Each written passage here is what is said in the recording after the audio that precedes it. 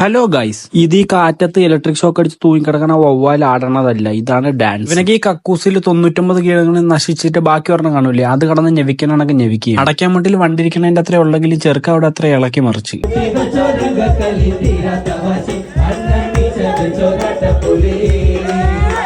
അതൊക്കെ കേട്ട് ഇവന്മാരാ ഡാൻസ്. ഇവനൊക്കെ D4 ഡാൻസിന്റെ സ്റ്റേജിന്റെ ഫ്രണ്ട് വരെ എത്തിയതാണ്. കളിക്കാരനോടത്തിനെ കൊണ്ട് പറഞ്ഞു വിട്ടു. ഇതൊക്കെ എന്തിന്റെ കുഞ്ഞോ, ക്ലിപ്പൊക്കെ പിടിച്ച് നിക്കറിനകത്തിട്ടാണ് പിടുത്തം വിട്ടിട്ടാണ്. കുഞ്ഞിന്റെ മൂലത്തിൽ റബ്ബർ ബാൻഡ് ഇട്ട് അടിക്കുമ്പോഴത്തേക്ക് വെപ്രാളം കൊണ്ടുകൊണ്ടാണ് അവിടെ കടന്ന് ഇളക്കി മറിക്കുക തന്നെയായിരുന്നു. ആന പിടിക്കുമ്പോഴത്തേക്ക് മൂത്രം പിണ്ടത്തിലും തെറിക്കുമെന്ന് പറയുന്നതാണ്. ഇവൻ കളിക്കണമെങ്കിൽ മറ്റേ ലെവനിക്കാണെങ്കിൽ അങ്ങോട്ട് മരപ്പെട്ടിക്ക് ഇലക്ട്രിക് ഷോക്ക് അടിച്ചാണെങ്കിൽ പാറ അങ്ങോട്ട് ഡാൻസ്. ഇവന്മാരെ ഡാൻസ് കൊണ്ട് ചെറുക്കനും വേണ്ടും വരെ ഇറങ്ങി വന്നു. പിന്നീട് നമുക്ക് ആ കാര്യം മനസ്സിലായത്, ജട്ടിയിടാതെയും കാക്കാരെ കല്യാണം നടത്താം. എല്ലാ കാര്യത്തിനും ഓടി നടന്നപ്പോ ശ്രദ്ധിച്ചില്ല നമ്മളാ മണിനാഥം. കല്യാണത്തിന് ഇട്ടില്ലെങ്കിൽ നീ ഇനി അത് ഇടാൻ അർഹനല്ലെന്നും പറഞ്ഞാൽ അത് കത്തിക്കാൻ മുതിരെയാണ് നമ്മുടെ മാമ. മഴയത്ത് ഈ മരോടിഞ്ഞു വീഴുമ്പോൾ നാട്ടുകാർ നോക്കിക്കണെന്ന് പറഞ്ഞാൽ കല്യാണമൊക്കെ കഴിഞ്ഞില്ല, അപ്പൊ 2 കമ്പൊക്കെ വിടാം. ഇതിൽ കറുത്ത പെയിന്റ് അടിച്ചു കഴിഞ്ഞാൽ പാകിസ്ഥാൻകാരൻ മിസൈലാണെന്ന് പറഞ്ഞ് പേടിപ്പിക്കാന്ന് പറഞ്ഞ് ഇവൻ ഇറക്കിയാണ്.